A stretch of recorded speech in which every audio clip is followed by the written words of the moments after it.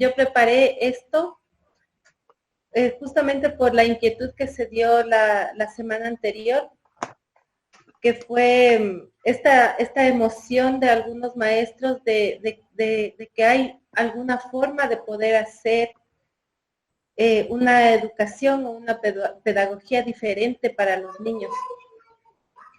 Y la semana anterior topamos un poco este tema del maltrato infantil y yo lo expuse como que sí es verdad, es una realidad, que muchos niños están muy expuestos en su familia a mucho maltrato infantil. Pero también es cierto que los niños tienen la posibilidad de encontrar en la institución educativa un espacio donde puedan vivir y sentir algo diferente y que esta parte anímica espiritual se desarrolle y se abrigue de alguna forma, ¿no? Y en función de eso, el ser humano que está en una posición de educador tiene todas las posibilidades y todas las herramientas de abrigar al niño desde otra perspectiva. Como decía en la semana anterior alguna maestra, decía, no importa, calladito, si hay cómo hacer las cosas, ¿no? Lo ideal sería que no sea calladito, que hay cómo hacer las cosas diferentes, sino que sea una alternativa realmente educativa que se pueda dar a los niños una visión diferente de lo que es la escuela. Y considerando estas cosas, habíamos hablado de que les gustaría saber sobre la pedagogía Waldorf. Y yo lo medité un poco, y la pedagogía Waldorf es toda una filosofía, ¿no? Está enmarcada en toda una ciencia espiritual y maneja todo un proceso anímico, psicológico, fisiológico, espiritual, que tiene una carga súper poderosa desde el dogma, desde una creencia absoluta en algo. Entonces, de pronto, entregar el conocimiento desde esta visión Waldorf total, o sea, como presentarla como Waldorf total, sí puede resultar un poco compleja, considerando que no todos tenemos la misma formación ni científica ni espiritual, y que la idea de este foro, desde donde tú lo pusiste, Marcelo, es que se haga una pedagogía desde las creencias, ¿no? La pedagogía desde otro punto, desde lo que yo como persona, como ser humano puedo entregar. Entonces, yo observé esto y pensé que la mejor forma de poder apoyar es desde las herramientas que tiene la pedagogía Waldorf para hacer el acercamiento a los niños, tanto en la casa como en la escuela, desde las materias que se dan en la escuela. Entonces, tomé en cuenta esta primera parte y yo lo planteé como hacer el proceso del plan lector y el acercamiento a la lectura, que es como otro de los temas que tanto padres de familia como maestros tienen muy fuerte, ¿no? O sea, yo quiero que mi hijo vaya a la escuela para que aprenda a leer, ¿no? Que lea, por favor, que lea, como sea, pero que lea, ¿no? Que escriba, que tiene que escribir, porque de esa forma se comunica, o tiene que contar, o sea, como que leer, escribir y contar es lo que tiene que aprender el niño en la escuela y punto, o sea, con eso ya vive el resto de su vida. Y sí y no, ¿no? Porque si el niño tiene que aprender a leer y escribir, si el niño tiene que aprender a contar, eso no lo hace cuando entra a la institución, no lo hace desde la escuela, ¿no? Y ese es un proceso que yo lo he puesto y lo he determinado para este encuentro, irlo haciendo como el proceso lector por septenios. Entonces yo preparé para el día de hoy el primer septenio, espero no demorarme mucho, no sé cuánto tiempo tengo, Marcelo, así como para que la gente no caiga desmayada por ahí, pero voy a hacerlo lo más cortito y rapidito para que la persona que está grabando por ahí pueda compartirlo con alguien más, porque la idea sí es que más personas puedan utilizar y que de pronto lo que yo tengo que compartir pueda servir a alguien más y pueda ayudar a alguien más, ¿no? Y que las maestras y los papás puedan encontrar al menos, que al menos una herramienta funcione, ya estamos, ahí ya estamos. Quiero comenzar contándoles con algo que yo estaba, bueno, hice algunos intentos de aprender quichua. Y realmente es algo que me ha costado muchísimo, realmente me ha costado, pero uno de mis maestros, se llama Enrique Tasiguano, es un taita de la comunidad de Llano Grande, en Quito. Él me dijo algo que me hizo calientito el corazón. Y él me dijo que el lenguaje proviene de las aguas, proviene de la fluidez que tienen los líquidos en el mundo. De tal forma que mientras más aguas corren por el territorio, más cadencia y más cantadito se habla. Entonces yo decía, oh, qué interesante, porque aquí en mi país de Ecuador hay diferentes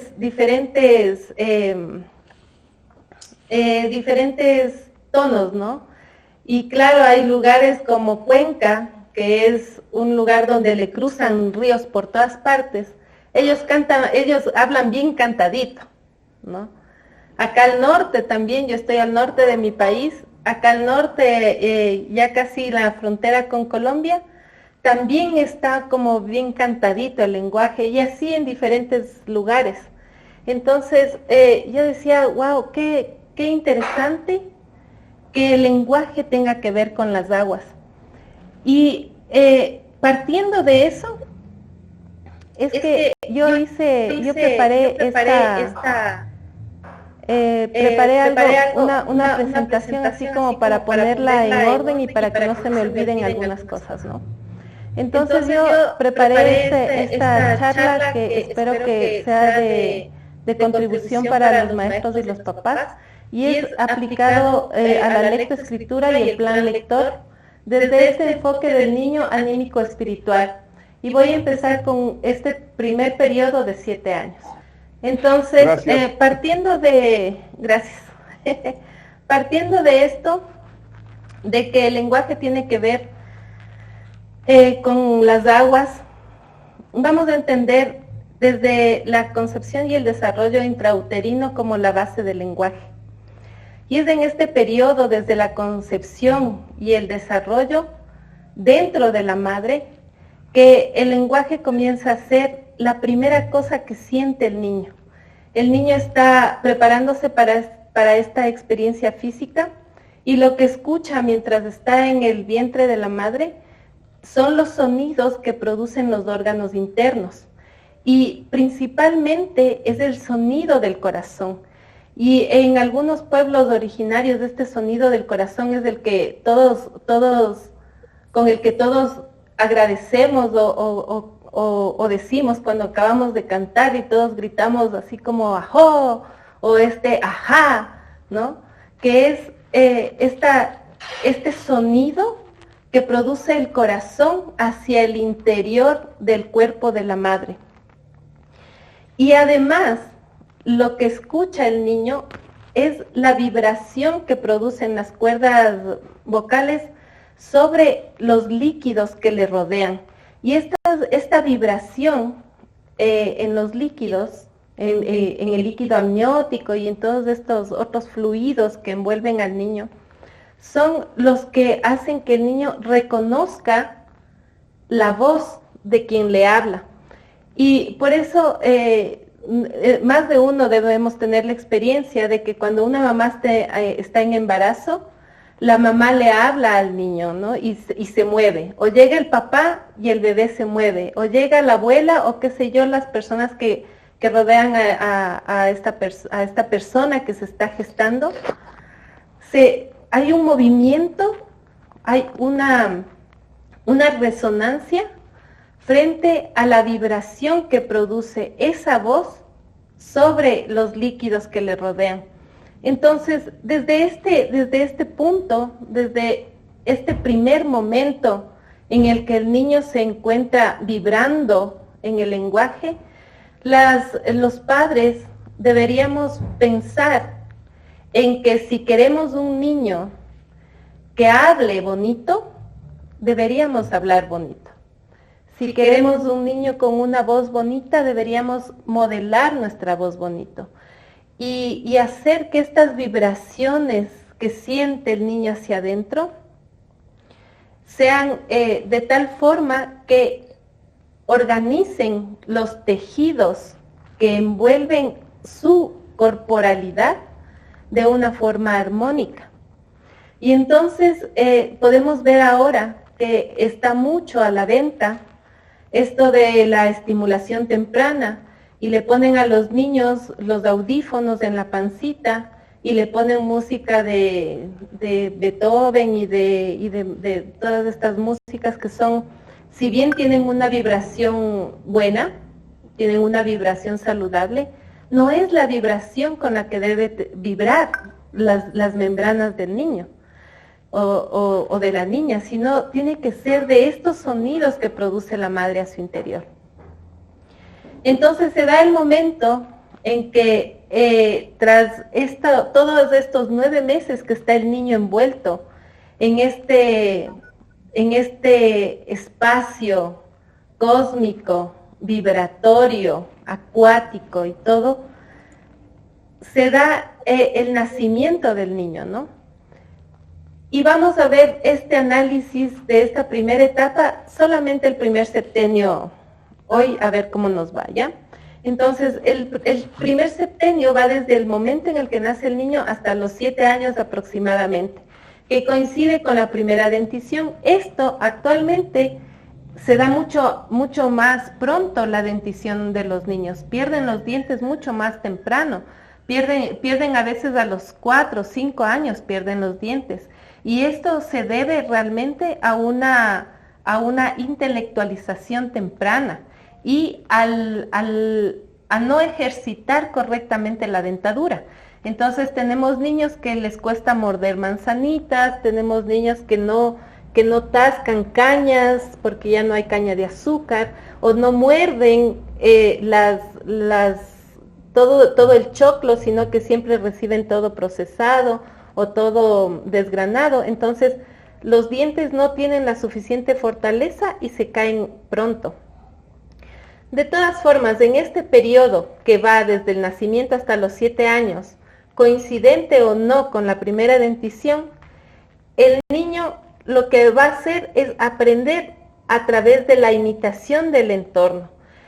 Y esta imitación del entorno va a generar los procesos que él asimile para la educación institucional.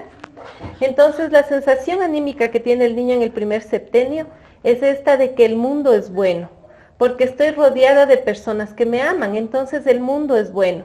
Entonces, todo lo que está a mi alrededor tiene que ser bueno, de tal forma que yo creo totalmente lo que me dicen. Y creo totalmente lo que me dicen que es cierto. O sea, creo ciegamente en el adulto o en las personas que me rodean. Entonces sucede que, como el niño es pequeño, los adultos nos podemos muchas veces divertir mucho engañando a los niños o haciéndoles mentiras, entre comillas, mentiras chistosas o cosas así. Y el niño se confunde frente a esto. Entonces entiende que el lenguaje no es verdadero.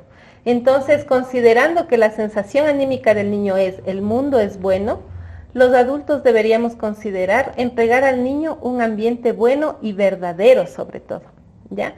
En este periodo, en este primer septenio, hay unos momentos claves y específicos del desarrollo del lenguaje y el proceso de lectoescritura, que aunque no han sido tomados desde esta perspectiva, son la base de la lectoescritura en la escuela. Entonces, voy a separar este primer septenio en estos periodos específicos donde se manifiesta el yo del niño, o sea, la individualidad del niño. Desde el nacimiento hasta el primer año de vida, el niño lo que hace es escuchar atentamente la voz y va a reconocer la modulación de la voz porque estuvo vibrando en los sonidos. Entonces, cuando escucha la voz de la mamá o del papá y los reconoce, es porque esas vibraciones vibran dentro de sus propias aguas, dentro de sus propios líquidos, y entonces los reconoce. Y de esa forma reconoce el entorno. La principal conquista en este primer año de vida de un niño, de una persona, es entender que aquello que desaparece de mi vista sigue existiendo. Y este momento es súper importante porque los niños, o sea, hagamos un poquito de recuerdo, ¿no? O sea, ubiquémonos en estos momentos, en nuestras propias experiencias. Y un niño que está entre el nacimiento, entre más o menos los 3, 4 meses hasta el año, se va la mamá y el niño llora. O se va alguien y el niño llora. Y es porque tiene esta idea de que lo que no está frente mío ha dejado de existir. Entonces, la primera conquista que tiene el niño es poder entender que eso que desapareció sigue existiendo. Y es ahí donde la voz genera un efecto tranquilizador en el niño. Porque entonces, si es que la mamá se va, desaparece de su vista, es la voz la que le va a decir que aún sigue existiendo. Y va a permitir que el niño haga este proceso de maduración cerebral y de comprensión del hecho de no estar presente. Entonces, cuando el niño llora en la cuna, se levanta o está solo y de pronto llora, la primera opción que debería aplicar una mamá o un papá es hablar y decirle, yo estoy aquí, o decirle, qué sé yo, por el nombre, y decirle, estoy aquí, ya voy, o decirle, yo estoy yendo, ¿qué necesitas? Entonces, de esa forma el niño escucha la vibración, vuelve a resentir en sus líquidos la presencia y ya va a hacer este salto de madurez hacia la comprensión de que está existiendo. No lo veo, pero existe. La voz del adulto en esta etapa, sobre todo, debe ser sumamente suave y armónica y con tonos y matices que le den al niño la idea de un factor emocional. Entonces, la madre, que en general o en el mejor de los casos es la madre la que puede permanecer en el primer año por lo menos cerca del niño, o en su defecto el cuidador, la cuidadora o la persona que se encargue de la crianza del niño, debería utilizar su voz de la forma más suave y armónica. Entonces se da el recurso donde la madre o el cuidador podría utilizar la melodía de la música en la canción. Entonces, yo no le digo a mi hijo, no le digo, ya Matías, ya voy, haz silencio, ya voy, o espérame que estoy ocupada, sino que utilizo un sistema armónico de hablar. Entonces puedo usar un lenguaje más suave y decirle, Matías, estoy ocupada, ya voy, o cualquier forma que pueda yo encontrar en mi lenguaje. Y de esa forma el matiz de la voz en la calidez y en el ritmo van a generar en el niño una sensación de tranquilidad, que es lo que necesita el niño en ese momento. Es por eso que las canciones de cuna, las canciones para presentar las actividades funcionan muy bien en un niño porque se desarrolla en estos tonos rítmicos, ¿no? Entonces, yo no le digo al niño, por ejemplo, ¿no? Ya vamos a comer, sino canto una canción que represente ese momento, esa actividad, y siempre repito la misma. Entonces, por ejemplo, voy a limpiar al niño, y entonces, no sé, le canto cualquier canción que se me ocurra, o canciones populares, hay muchísimas para niños, ¿no? Entonces, me acerco al niño de esta forma, cantada, de esta forma armónica y con una cadencia que va a enseñar al niño que el lenguaje es comunicación.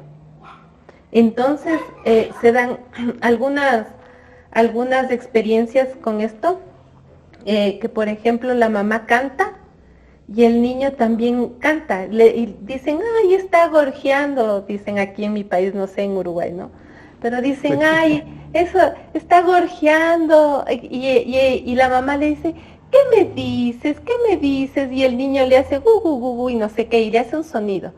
Y este sonido que tiene una respuesta, que se comienza a dar un diálogo entre una persona y el bebé, es el que genera la comprensión de que el lenguaje sirve para comunicarse y que a través del lenguaje puedo comunicar mis emociones. Hacia los 3 años, esto más o menos va avanzando y mientras más crece el niño, las herramientas que tenemos los papás o los cuidadores vamos necesitando más herramientas.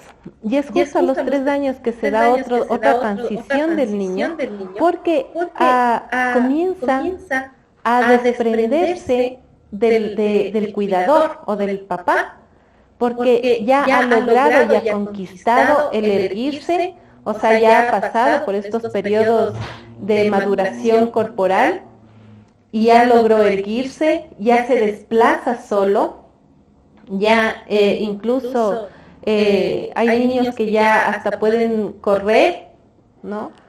Hay niños que pueden ya apilar cosas para trepar, o sea, se da un proceso físico bastante interesante, donde el niño lo que hace es desprenderse del cuidador para experimentar el mundo. Entonces, el adulto lo que tiene que proporcionar en este momento es las primeras relaciones que se dan entre la imagen y la palabra. Entonces comenzamos a llevar al niño hacia las posibilidades de descubrir la lectura.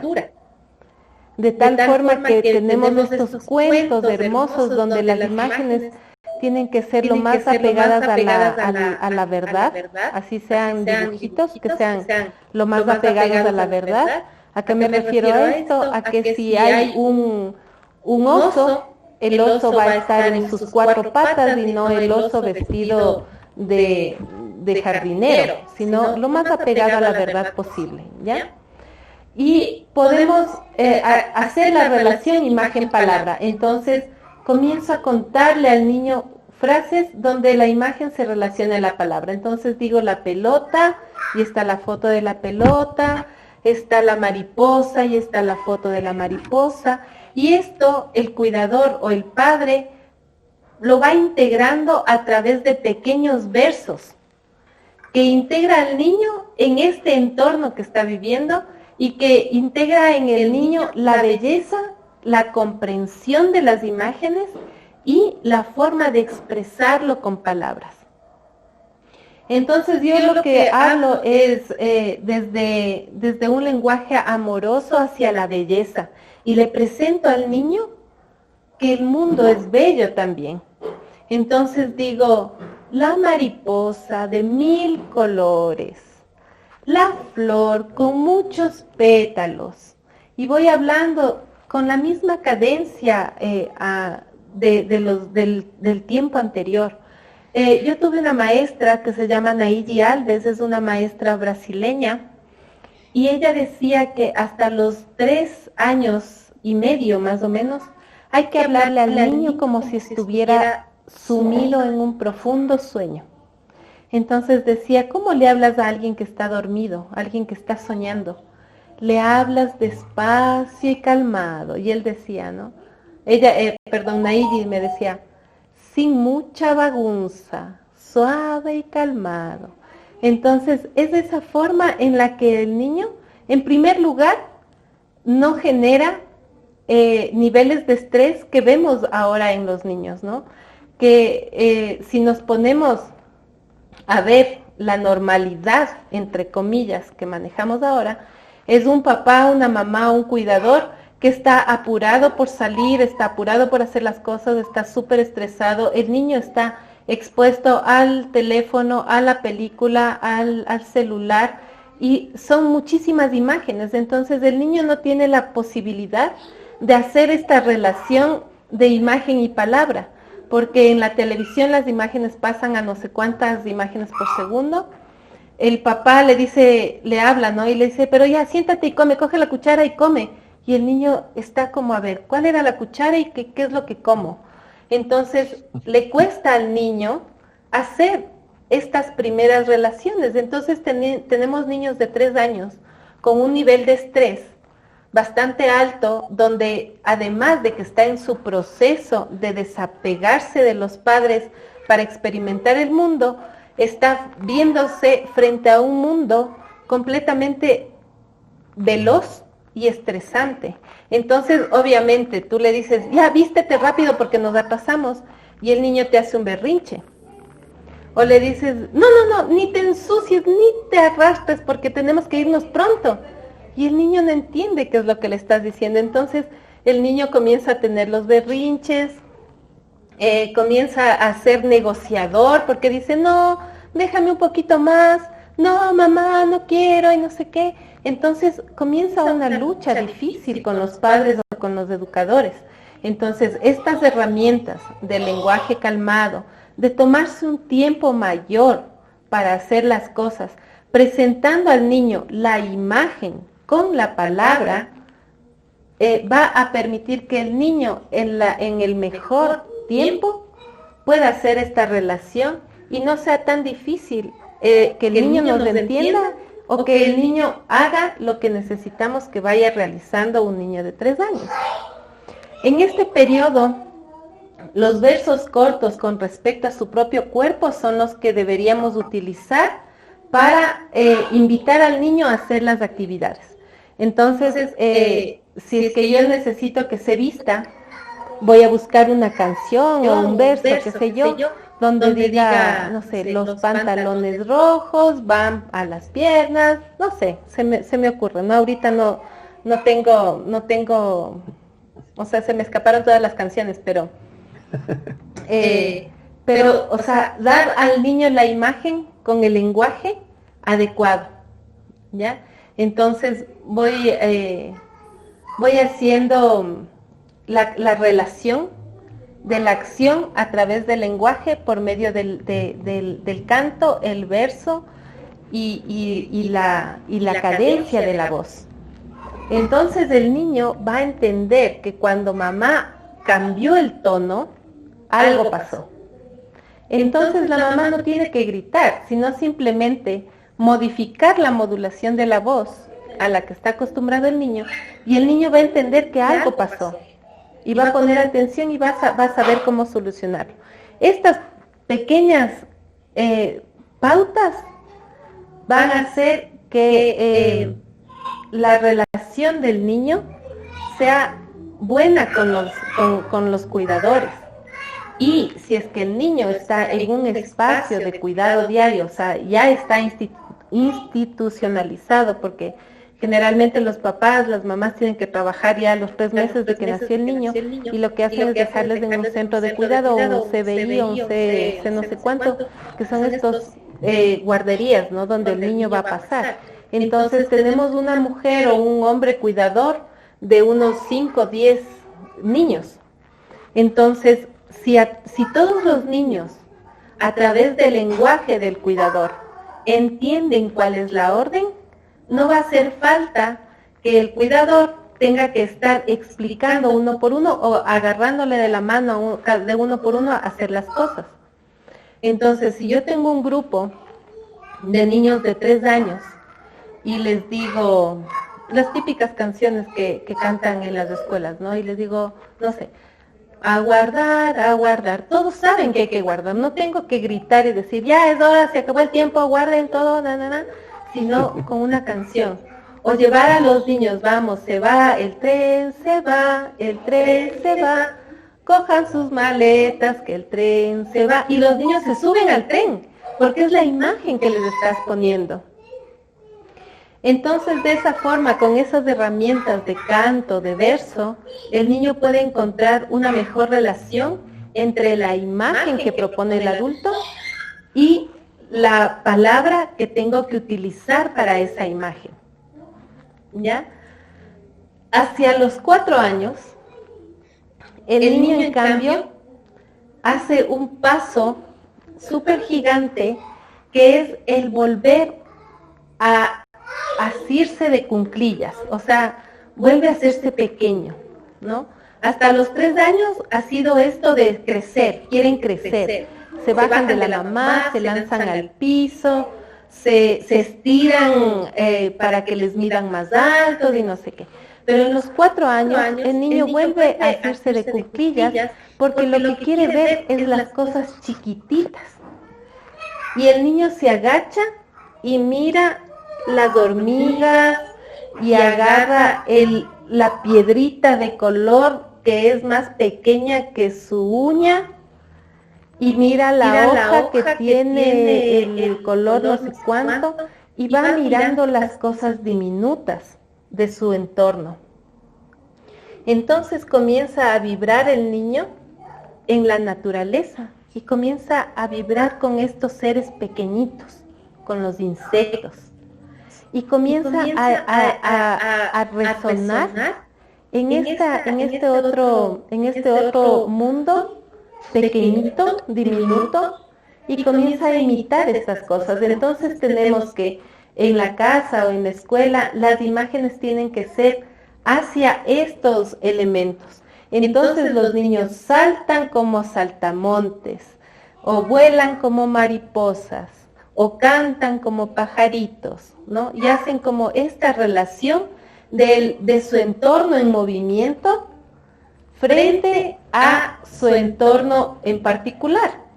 Entonces pasa que a los 4 años los niños están ya creo que le llaman aquí, se me fue, inicial 1, creo que es parte del currículum, no sé. Pero en todo caso ya entran y en las instituciones tienen prelectura, preescritura, todo pre. Y todos los pre están en un cuaderno. Cuando el niño está vibrando en el movimiento y está vibrando en la experiencia de encontrar este mundo diminuto, estas cosas pequeñitas e imitar el movimiento de estos seres. Entonces, si es que no nos da la posibilidad, porque qué sé yo, vivo en un departamento y no puedo tener afuera el árbol donde vea el niño la hormiga, ok. Entonces le voy a dar al niño las imágenes a través de los cuentos y a través de los versos.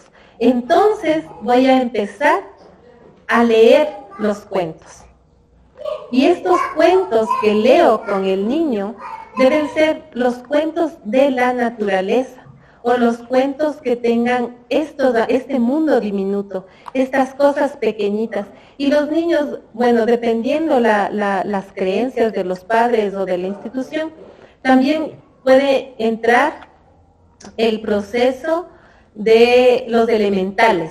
Entonces aparece el enanito, o el hada, qué sé yo, eso ya dependiendo cuál es el enfoque de cada persona, ¿no? Porque hay muchos padres que eso les causa un estrés, sobre todo, ¿no? Por diferentes tipos de creencias. Sin embargo, la idea entonces es que los niños entren en este mundo de las cosas diminutas a través de leer los cuentos, y que estos cuentos que leen con el educador o con los padres sean muy largos, o sea, no muy largos, sino que sean repetidos muchos días. Entonces yo voy a leer el cuento de, no sé, el topo que quería ser un monstruo. Y entonces le cuento, y no sé cómo el topo, y no sé cómo, e hizo no sé qué, y cambia mi modulación de voz frente a cada imagen que presento al niño del cuento. Y cada día cuento exactamente el mismo cuento y exactamente de la misma forma. Eso va a hacer que el niño, por sí solo, cuando abra el cuento, lo va a leer exactamente como lo leyó mamá o papá o quien le lea el cuento, ¿ya? Esto también va a hacer que el niño tenga un descanso tranquilo al momento de dormir o en el momento del descanso en la escuela, porque va a permitir que el niño se vaya en su último recuerdo, en su última memoria, en su último ejercicio mental, con una imagen de este mundo pequeñito, de este mundo diminuto. Y luego podemos ver, ya en el ejercicio, podemos ver que los niños se sientan con el cuento que leyó la maestra y comienzan a leer igualito, y comienzan a hablar igualito, hasta el mismo gesto en la cara, ponen o sea, hacen el mismo gesto que hizo la maestra, hacen el mismo gesto, y luego cuando están jugando con los amigos dicen lo mismo que dice la maestra. O ahí repiten lo mismo que dice el papá o lo mismo que dice la mamá mientras lee el cuento. Entonces es una forma amorosa de que el niño tome los cuentos en sus manos y los lea, aunque no los esté leyendo. Pero nosotros les estamos entregando el contenido de ese cuento. Ya es en esta edad cuando también podemos hacer un ejercicio de ubicación de experiencias. Y los niños que tienen 4 años, les ponen, no sé, ponemos una película, qué sé yo, Frozen, y pasan viendo Frozen 100 veces. Ya se saben el diálogo, la canción, se saben todo, o así, antes de pasar a la siguiente película. Y esto es porque cada vez que uno repite el cuento, el niño se siente más seguro porque sabe qué es lo que viene adelante. Entonces, sostiene una seguridad frente a la incertidumbre que causa una nueva historia. Entonces, por eso es que se recomienda que las historias sean contadas por lo menos un cuento, siquiera un cuento, unas 3, 4 semanas incluso, ¿no? O si son cuentos muy cortos, una semana cada cuento. Pero en los 4 años, estos cuentos que son así de animalitos, son cuentos cortos básicamente y que son de este ejercicio, ¿no? De llevarles a mirar el mundo pequeñito, así las cualidades del mundo pequeñito. Entonces, la cualidad de la chicharra cuando toca sus alitas, la cualidad de la hormiguita que carga un granito grande, la cualidad de la araña que teje y teje y teje. Y entonces entra en estos 4 años todas las canciones, todas las historias con la naturaleza. Entonces los niños van a vibrar en esto y no va a ser esto que empleamos en las instituciones, que es la prelectura o la preescritura, ya no se vuelve una educación muerta, sino que entra en el niño hacia su madurez anímica y el niño lo recibe como un alimento para su alma, lo recibe como el alimento con el que crece. Y entonces encuentra la belleza en leer, la belleza en cantar, la belleza en el hablar. Luego, bueno, en este tiempo, en este periodo de los 4, 5, 6 años, más o menos, se incentiva la lectura justamente por la repetición. Entonces, lo que se recomienda para un educador es crear una rutina de trabajo, que esta rutina sea rítmica, o sea, que cada actividad sea como una respiración, donde hago una respiración que exige movimiento y la siguiente actividad exige descanso. La siguiente actividad está afuera, la siguiente está dentro.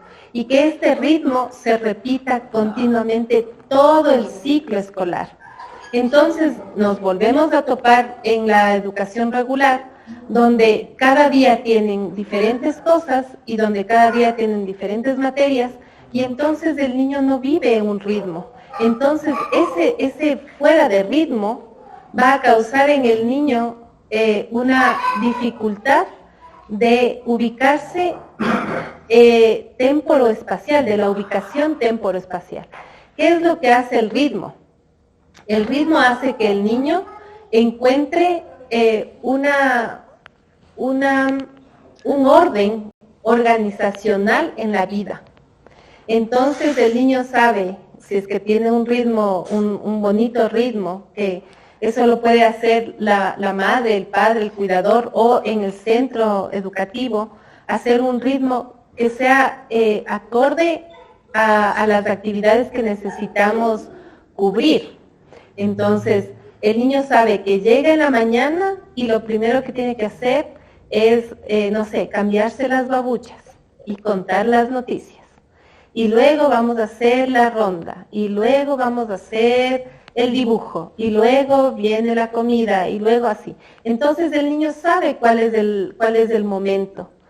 Si a esto vamos a ir uniendo las herramientas, ¿no? Entonces, el ritmo, la canción va a hacer que el niño se dirija a la actividad siguiente, el verso va a saber el niño qué es lo que me está pidiendo el maestro, la actividad que viene está de acuerdo al día, entonces yo sé que el día que como arroz hago acuarela, o el día que hago construcción, comemos pan, o sea, cosas que sean relación siempre la misma. Entonces el niño comienza a ubicarse en el tiempo y el espacio que está viviendo, sin necesidad de que el maestro, el educador o el padre tenga que repetir todas las veces para ubicarle en este momento. Entonces el niño comienza a desarrollar el lenguaje a través de la repetición.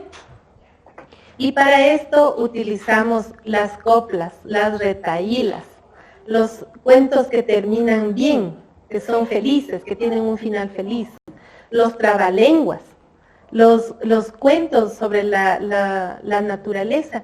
Y en estos juegos, en esta forma de entregar el lenguaje al niño, comienza a aparecer la creatividad. Entonces, yo digo, por ejemplo, digo, Pablito clavó un clavito. ¿Qué clase de clavo clavó Pablito? Clavó un clavo pequeñito. Y hacemos ahora con ustedes. Y entonces ellos no lo logran, lo lograrán en algún momento, ¿no? Pero se van riendo. Y yo digo, Pablito, y ellos dicen, no, ahora es Marquito.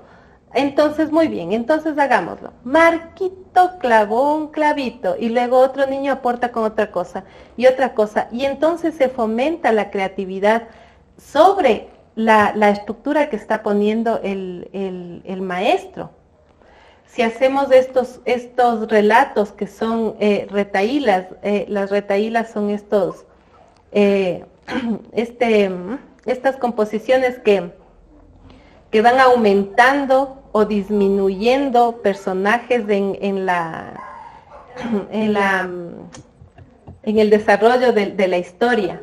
Entonces tenemos, estos que dicen, no sé, el árbol está plantado y aparecen las ramas, aparecen las hojas y no sé qué, y luego va de regreso. Entonces, las hojas en las ramas en el árbol en el prado. Un árbol está plantado en medio de un prado y vuelve otra vez la retahíla de su vida y aparece algo más.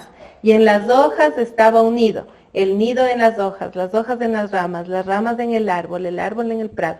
Esas son retahílas, ¿no? Y el niño entonces comienza a generar una especie de reto frente a los trabalenguas, un reto frente a las retahílas, y se da en el lenguaje la fluidez y la reestructuración de la palabra en el niño. Entonces, no hace falta que un niño de 4 o 5 años que no puede decir la R o está tartamudeando de pronto, no hace falta que vaya al terapista del lenguaje, sino que va a poder encontrar el desarrollo de su capacidad de expresión a través de estos ejercicios. Y estos ejercicios lo que van a hacer es desarrollar la musculatura de la lengua para que pueda desarrollar el lenguaje. ¿Ya? Utilizamos en este tiempo los cuentos repetitivos, que son estos cuentos que presentan como la misma escena muchas veces, solo que van avanzando, ¿no? Los cuentos secuenciales, que como cuentos secuenciales se puede ver estos cuentos que van aumentándose, el personaje va aumentando la dificultad, ¿ya?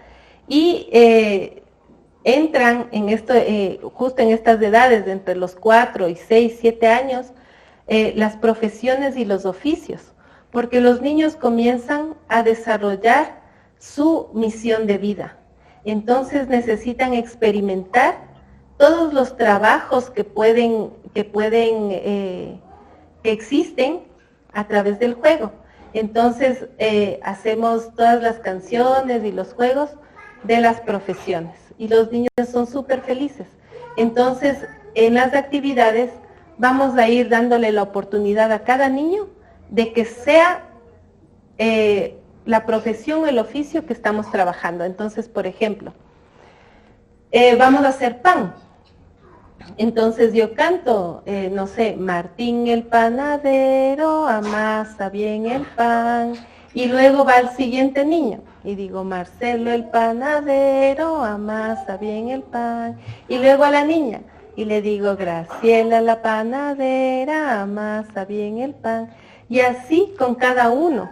Entonces los niños tienen la posibilidad de vivir a través de la música todo el desarrollo psicomotriz que necesitan, ¿ya? Luego llegamos, bueno, yo les puse aquí un dato que hay este señor Rafael Pombo, es un escritor que hace cuentos en rima para niños. Son cuentos bastante largos, pero son cuentos bastante bonitos. Y desde la pedagogía Waldorf, desde este enfoque de cuentos cortitos, esta señora que se llama Tamara Chubarovsky es una maestra Waldorf que tiene una página súper bonita y que funciona bastante bien, tiene cosas súper interesantes y bien facilitas. Me parece que es argentino, este chico que se llama Luis Pesetti, que es un músico y escritor, que tiene canciones muy bonitas. Y podemos encontrar de este tipo de cosas muchísimas en el internet, ¿no? Entonces, bueno, aquí les puse lo que ya me parece que les dije. El cuento debe ser contado por muchos días, manteniendo el mismo tono de voz, los mismos gestos, para que genere la seguridad en el niño, ¿no? Y eso luego va a hacer que el niño repita y lea el cuento. Y va a estar súper feliz porque además va a decirle, mamá, ¿quieres que te lea un cuento? Y le va a leer el cuento, o sea, lo va a repetir. Y llegamos a los 7 años. Y es cuando el niño ya está escolarizado, está comenzando el proceso de alfabetización. Y es cuando comienza problemas y los temas con respecto a la escritura. Entonces, desde la casa, los padres deberíamos sostener a los niños con los cuentos, y hacia los 7 años los niños comienzan a vibrar, ya como ya pasaron de esta etapa de ser pequeñitos, a reconocerse al trabajar con las profesiones, con los oficios, comienzan a reconocerse como personas, ¿no? O sea, ya son seres humanos, ya son gente. Entonces, como gente, yo quiero ser oficinista como mi mamá, quiero ser médico como mi papá, quiero ser panadero como el abuelo, quiero ser cantante como la abuela, o sea, quiero ser. Y entonces, como quieren ser seres humanos, es lindo poder presentar al niño los arquetipos humanos desde los cuentos de hadas. Y son los cuentos de hadas los que presentan al niño las formas en las que se relacionan los humanos con las emociones y con las situaciones que se resuelven a través de la magia que tienen los cuentos de hadas.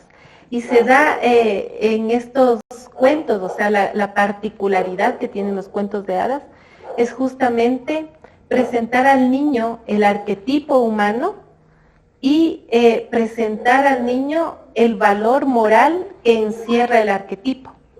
Entonces los niños comienzan a reconocerse en los arquetipos, de tal forma que como yo cuento el cuento muchas veces, lo cuento de la misma forma o de pronto algo va cambiando en el cuento, ya sea en el tono de voz o en a qué arquetipo le doy el protagonismo de acuerdo a mi tono. Entonces, en ocasiones los niños comienzan a vivenciar el cuento de hadas desde el arquetipo. Entonces, un día soy la princesa, pero al otro día quiero ser el príncipe. Y al otro día mejor yo voy a ser el dragón, porque el otro día quiero ser mago. O quiero ser el ladrón esta vez y la próxima voy a ser el valiente. Y así el niño atraviesa por cada uno de los arquetipos humanos, viviendo el valor que presenta el cuento de hadas. Entonces, los maestros, las maestras, la herramienta que tienen ahí es expresar el cuento de hadas a través del teatro, a través del arte, a través de la representación gráfica del cuento. Entonces, yo invito a los niños, a mi grupo, a dibujar la parte del cuento que más te gustó. O ahora vamos a dramatizar el cuento y entonces, ¿quién quiere ser hoy la princesa? ¿Quién quiere ser hoy el mago? Y yo sigo contando el mismo cuento con el mismo tono, con el mismo énfasis, y el niño simplemente lo que hace es darse un paseo por cada arquetipo, vivenciando el valor moral que es entregado en el cuento. Y se reconoce con estos arquetipos y asimila hacia su interior, los valores de una forma vívida. O sea, yo viví el hecho de ser ladrón en el cuento y me castigaron en el cuento, entonces asimilo ese valor. De tal forma que no tengo yo como papá o como profesor decirle, no mientas porque mentir es malo. Ya no se vuelve una actividad mala el valor, sino se convierte en una vivencia anímica, ¿ya? Y desde esta visión donde el niño se reconoce en la dramatización, se reconoce en el cuento, se reconoce en el poder plasmar a través del arte o a través del dibujo, a través de eso plasmar el arquetipo. Yo presento al niño la alfabetización desde el sonido y desde la forma, pero la forma representada a través del dibujo y a través del cuento. Entonces yo presento cada letra desde el fonema y entonces puedo decir la torre del príncipe Talán. y todas las letras que están en el verso tienen el fonema, y el niño descubre a través del dibujo cuál fue la letra que puso la maestra o el maestro. Y entonces este descubrir cada vez con un cuento diferente, descubrir qué letra es la que ahora aparece, se convierte en el niño la forma más sutil de aceptar el lenguaje que le estemos impartiendo al niño, independientemente del lenguaje que sea, ¿no? Está el niño asimilando las letras y está asimilando no la letra como un trazo muerto, sino que la letra está dentro de un sonido, está dentro de un verso, está dentro de una rima, y ya sé que luego la t con la A suena ta. ¿Sí? Y de esta forma el niño siente la seguridad en las palabras y la seguridad en el lenguaje. De tal forma que mientras yo voy presentando letra por letra, va a llegar un momento en que el niño ya reconoce el sonido, reconoce la forma, reconoce el fonema y arma la palabra y despunta la lectura y despunta la escritura.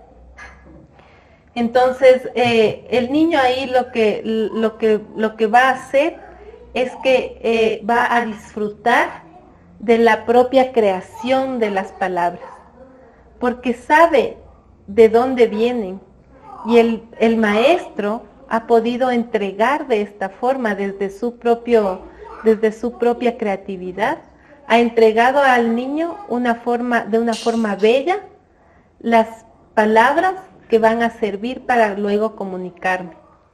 Entonces, el lenguaje se convierte en un momento de descubrimiento, se convierte en un momento de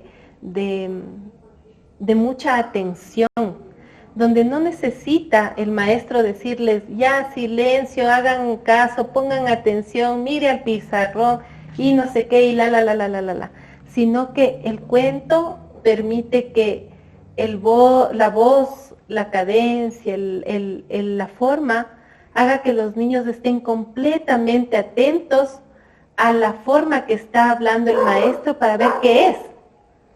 Entonces no necesito llamar la atención del niño, sino él por sí mismo, por su propia voluntad, está atento a ver qué voy a descubrir ahora. Y cuando lo descubren, los niños son súper felices, se alegran mucho en poder encontrar cuál es la letra que estaba escondida. Y la van asociando con la letra anterior y con la letra anterior.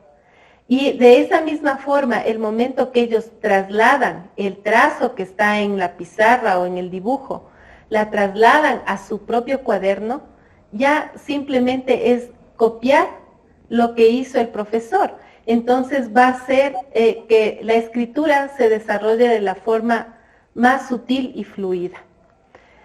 Como sugerencia yo les puse aquí los cuentos de los hermanos Grimm.